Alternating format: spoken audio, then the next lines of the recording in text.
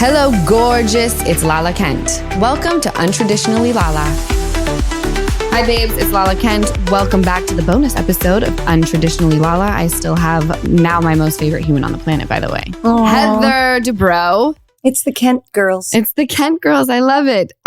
So I kind of just want to dive into all things like injections. I'm on peptides right now. Saw that. I don't know if you, I'm sure you know. I'm not on peptides. You're not on peptides? No, I don't really. To be honest with you, I have seen peptides. Okay. Terry and I have talked about peptides. We are going to test them out. We've got this, we do this Dr. and Mrs. Guinea Pig thing. Yeah. That was our first book where we try out health, wellness, and beauty stuff on ourselves. And so we're going to try out peptides. But the thing about peptides is that it's kind of the wild, wild west right now. Okay. And, because Terry's a doctor, he wants to be sure what we're going to take, which one we're going to do. I don't know. Okay. How did you decide what you wanted to take? Well, my mom is the one that initially started on them because she was complaining about her body and how it was feeling. Yeah. And there's a bunch of different kinds of peptides. And this is how my girl described them, my doctor. She said, I'm the boss. I have employees and I tell the employees what to do. Without me telling the employees what to do, it's not going to get done. In other words, I'm the peptide. These are the things that need to get done in your body. And without this peptide telling the body what to do, nothing's going to get done. And they deplete over time. So we go in, my mom's put on them. She's like, I'm obsessed with these. These are amazing. I feel completely different. My brother. Wait, how old is she? She is 65. Is she on hormone therapy? Can I ask that? She's on a version of a peptide that is hormone related. And then my brother Easton, and he would be totally fine with me talking about this because he's spoken about it. He fell into a pattern of chronic relapsing. And the fourth time that it happened, it was like a very big come to Jesus. And he opened up about everything he's been feeling. He has not been the same since he found my dad passed away. And so my mom was like, I'm going to take you in and we're going to figure this out. The doctor who had been sober 40 years said, I'm on peptides. And let me tell you something. If you continue to use the medication that you're on, you will continue to relapse. Because Easton just kept saying, I want to feel something. I'm not feeling anything right now. Oh, it was dampening him down too much. It was dampening him down too much. Now, me saying that is not telling anybody to just throw your meds out. Okay. Yeah. I believe in science. I love my doctors. I'm just saying from what my family has experienced. He listened to this doctor. He started doing the peptides. He has become, knock on wood, a different human being. I love that for him. So after that, I was like, well, they're saying the GLP-1s also, the Manjaros, they're testing them for addiction now because it doesn't just erase food noise, apparently. It erases noise. Wow. So they're using them for addictions. It's fascinating. I'm telling you, Terry just got... he got board certified by the American Board of Obesity Medicine. Okay. Because he wasn't board certified enough, apparently, in general and plastic surgery, but fine. So he just did that. He's so smart, so crazy. But he did that because he was obsessed with GLP-1s. Okay. And the studies on them are so crazy for cognitive function, for everything. Like I'm excited for the next generation of them, for people that are like thin, who like, don't need to lose weight necessarily, but want all those other benefits. Yeah. Because they're saying it's cardioprotective and all these things. No, I was sold just based off of what the doctor was saying and what Easton and my mom were experiencing with the peptides. But there's different peptides for different people. There are so many. Yeah. I got a list of like 9 and that I was on. Know? Because she told you. You told her what your goals were. Yes, and of course I told her. She's like, there's one for aging. I was like, let's just throw that in there. Throw that one in there. I like that.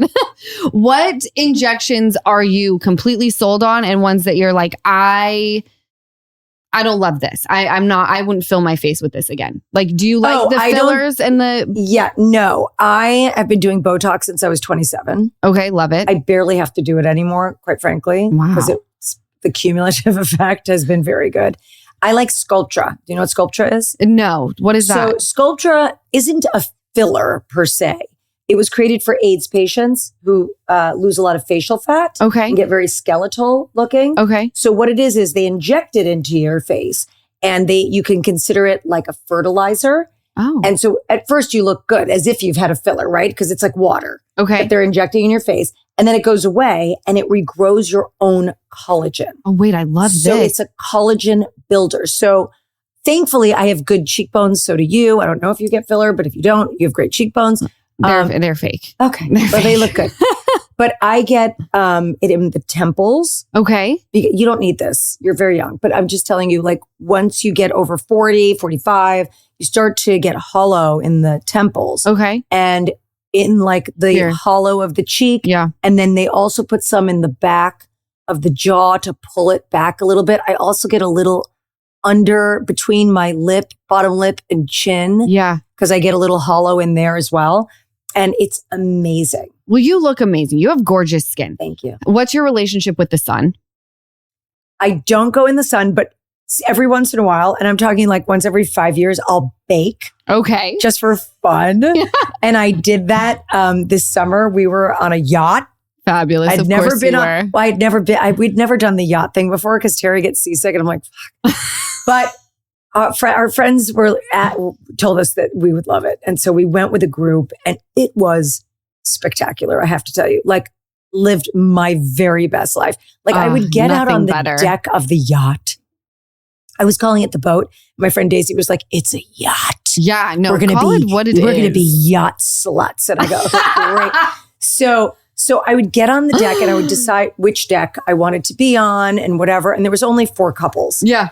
And big boat. And I would get there and sit there and they would bring me my drink and I would be like, look at my phone and look at the time and be like, oh my God, I only have 5 hours to sit here.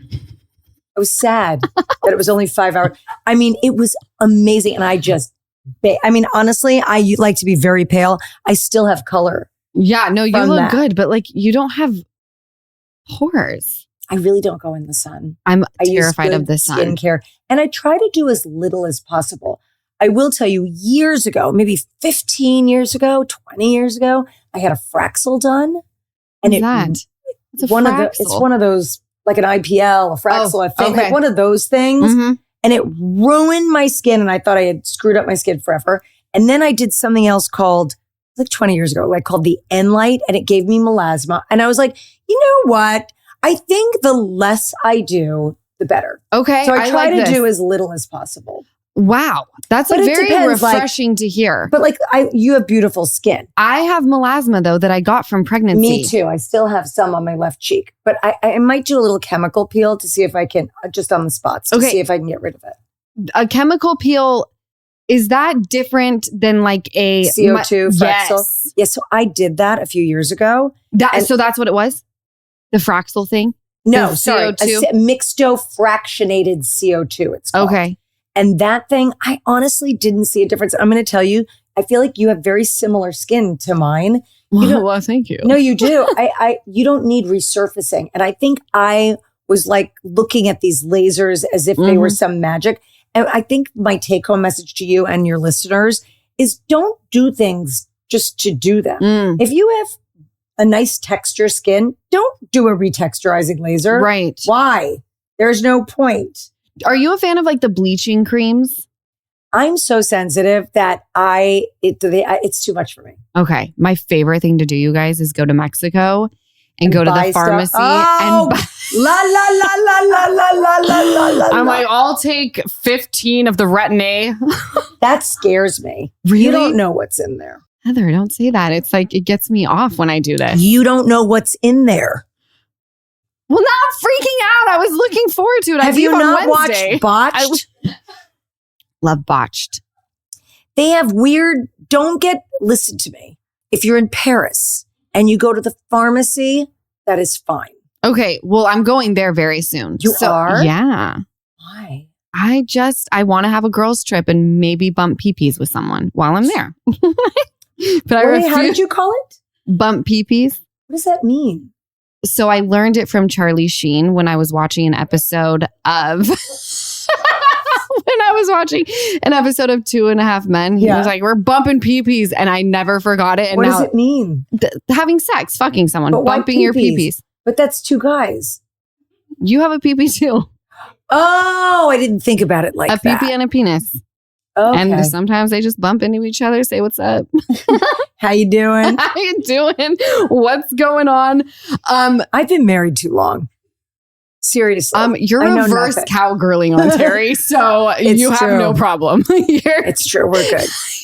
I cannot. I know, but it's crazy. You know, it's funny. You know, you're with the right person after all these years. Like, I first of all, I can't even imagine being with someone else. Okay. I can, because I had never been with a dude sober. And then I was with my guy and engaged in whatever and got sober in the relationship. So when that ended, Heather, and I was out in the world sober. Yeah. Crazy. I squirted the first time that I had sex sober. I was like, what? You're like, what is going on? I was like, this is what I've been deprived of? What have I been doing? That's so funny. It's so fun, too. Also, I think look, again, I've been married so long, like I don't even remember those days, but it is so nice when you've been with someone so long that you know each other's bodies so well. It's like, but it's funny, like I still feel with Terry, not just sex, but just in general. Yeah. Like sometimes it's like we haven't been together that long. It doesn't feel like 3 decades. And even now, I remember when we first got engaged and how funny it was, like my fiance, and then we got married, like my wife, and how like, that was so cute. Even now, when he says my wife, like I get a little tickle. Really? I do. Aw. See, I want to be someone's wife, but I don't want like actual certificate involved. You're allowed to do whatever you want and whatever makes you happy and whatever works for you. I agree, because I'm untraditionally Lala, obviously. Yeah. There it is. So I will be someone's wife one day, and I will have a husband, just in an untraditional way. I love that. So Terry does he do neck down? He does face? The whole kit and caboodle. Really? Yeah. So on Botched, Paul is only a neck up surgeon. Okay. Terry's a classic plastic surgeon head to toe. So there's some people that are facial plastic surgeons. Okay. So that's why he's done some faces on Botched. Yeah. But mostly he does the body. So because they're partners. So, right. Paul does, some cases and Terry does the other.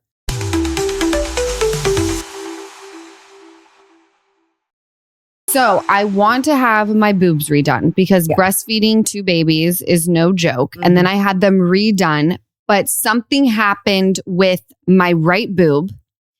And I went in for like my annual ultrasound mammogram, check the girls out.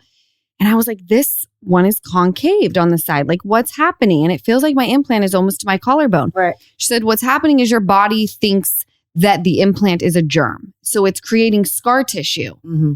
The next time you go in... capsular contraction, it's called. That's exactly right. They need to clean that out. Because if you just go to any old plastic surgeon who doesn't know about this, they'll just replace the implants. You're going to have the same exact problem. Some people, and I hate to tell you this, you have to talk to Terry. Okay. Because some people are just prone to that. No. I don't like that answer at all. Where's Terry? But I think that is true. But ask Terry. But you know what? Here's the thing about Terry. Terry, like, all he does is botched surgery. Well, here I am. He doesn't operate on friends. Okay. Just so you know. I don't even know him. But I don't even like him. Who is this guy? But he will give you advice. Okay. I will take the advice. So you said that he won't operate on friends. Does that or mean family or me? Yeah. So he doesn't do. Does he do your injections? He doesn't do injections. He only operates. Oh, he only operates. But you haven't had anything done. No. Well, he did one thing. Okay. So I had a really bad umbilical hernia. Oh, those are the worst. Oof. And it was so ugly. But also, he said to me, it was getting really bad. And he goes, just so you know, if you end up with pain, you're going to be taken to the emergency room and they're going to slice you vertically and you're going to have a scar down the middle. And there's nothing I can do about that because I won't be able to do. And I was like, all right, well, let's fix that. So he's also a general surgeon. Okay. So he fixed that for me. And in the while you're there. Love a while you're there. Cleaned up my C-section and love it. Cut some excess skin down there and all that. So that was nice. But my umbilical hernia was very, very bad and botched by nature and challenging. It wasn't like a run of the mill kind of hernia to do, so that he was willing to do. And I have had a couple of friends who like had been somewhere and one had like a knuckle, like coming out of her boob breast, and the way it was, and like he'll fix that. I love this. If he knows, he's done so many of these things that like, if it's really messed up and only he can fix it, he'll fix it. Okay, well, I do like that. Yeah. So when he gets here, I'm just going to whip one tit out, see what he can do. He can perform the surgery right here. This is why we don't send nudes now. I don't blame you. He's like, this does nothing. Come over here and reverse cowgirl on me. That a boy. Well, at least he likes that view. I've heard, I was listening to Dorinda's Sirius XM show, and there was a woman that was talking about her tummy tuck. I have heard that it is one of the most painful surgeries. Does Terry perform a lot of the tummy tucks? He does. But he fixes botched ones. Well, he's the botched doctor. It's even worse. Like when he gets his patients are, it's their 10th surgery. Wow. 12th surgery. It's like what he gets is crazy. That is crazy to me. But did you have vaginal births or C-sections? Yes. So I had C-sections. I mean, so what's the difference? Can they just? No. Oh, they can't. Wouldn't that be nice? That would be so nice. Pop out the kids, sew it tight. No matter. Oh, here he is. Wait, let me see if I gave the right information. Is it true that if you have capsular contracture on a breast, it's possible that you just are prone to capsular contracture? Yeah, the most common cause of capsular contracture is just the immune system decides it doesn't like the implant, lays down scar tissue. You got to feel her boob. That's a first. No, Terry. Is it hard? Just feel the top. It's not that bad. So it's like she said she's dented on the side. Dented on one side. That's okay. So it's a question of, is it displaced? Is it deformed? What wife says that? Usually when you have scar tissue form around an implant, it pushes it up. Yeah, it's feeling like it's uneven? Yes. She said it's going high. Like one. Yes. That's called grade 4. When it's that. I don't love that you can tell. With my push-up bra on. You know what the good news is? What? Bad news is when you have that, the chances you'll get it again is very high. The good news is there's a new implant. It just got FDA approved in November that has less than 1% chance of that happening. Are you joking? I'm not. When can you fit me in? It's called Motiva, Motiva. There you go. Terry, I love this because I want to get them done But does she need to take the capsule out and do all that stuff? And don't let them, because you're skinny, don't let them take all the capsule out. A lot of doctors do that. You just want the capsule manipulated. All right. So just remember that when I come into the operating room. It's funny. I was seeing new patients today. The patients say, when can you do it? I go, I can do it now. And they go, like for a second, they freak out like I'm going to. I go, kidding. I'd be like, okay, let's go. When was your last meal? Right. I love it. Oh my gosh, how fun that you popped in. This is great. Thank you for talking to me about my boobs, Tara. Why should I? Thank you for talking to me about all injections. We talked about peptides too. I want to get your take. You guys, thank you so much for listening to another bonus episode of Untraditionally Lala. I will catch you guys on Wednesday and again next week. Bye.